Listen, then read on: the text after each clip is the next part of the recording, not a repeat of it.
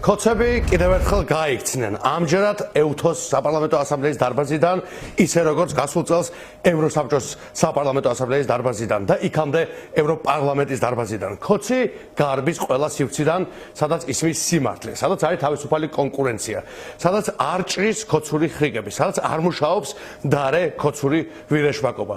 Kotsi მირბის ყველა იმ სივრცეში, სადაც არის დიქტატურა, კორუფცია, უკანონობა და ძალმომრეობა.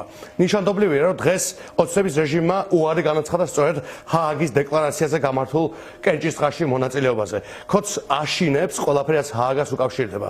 რადგან Kotsმა ძალიან კარგად იცის, რომ მისი დასასრული მჭიდროდ არის გადაჯაჭვული სწორედ ამ ქალაქის სახელგანთქმულ ტრიბუნალთან. შესაძლოა Kotsi დღეს კუდამოძებული გამოქცეულიყო ჰააგის საპარლამენტო ასამბლეის დარბაზიდან, მაგრამ ის ნამდვილად ვერ გაიქცევა ჰააგის ტრიბუნალს. დღეს სრულიად ცივილიზებული სამყარო არის ერთ აზრზე კუთხეში მიმწყდროულ ქოცურ რეჟიმთან მიმართებით. ევროპარლამენტის და ევროსაბჭოს კვალდაკვალ EUTHOS საპარლამენტო ასამბლეის რეზოლუცია სრულ პოლიტიკურ მხარდაჭერას უცხადებს მოსკოვის მექანიზმის ანგარიშს და EUTHO ODIHR-ის დასკვნას და რეჟიმს მოუწოდებს, რომ დაუყოვნებლივ გაათავისუფლოს ყველა პოლიტპატიმარი.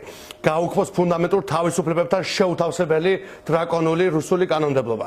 უზრუნველყოს პოლიტიკური პლურალიზმი, უზრუნველყოს ადეკვატური საარჩევნო გარემო, რომელშიც შესაძლებელი იქნება თავისუფალი ჩატარება. შექმნას თავისუფალი და კონკურენტული პოლიტიკური გარემო, რაც ნიშნავს პოლიტიკური რეპრესიის და მათ შორის პარტიების აკრძალვის მცდელობის დაუყოვნებლივ შეწყვეტას. დაიცვას შეკრების, გამოხატვისა და მედიის თავისუფლება. ეს არის დასკვნა, რომელიც საკადრის სახელს არქმევს არჩევის გაყალბებას, ამ მომრჩეველზე ზეწოლას, ერთპარტიული დიქტატურის ჩაცემენტების მცდელობებს და ქართული სახელმწიფოს გადაგვარების რუსულ სპეცოპერაციას, რომლის მიზანიც არის ის, რომ თითოეული ქართველი წავიდეს უკან, ჩვენი სახელმწიფო წავიდეს უკან.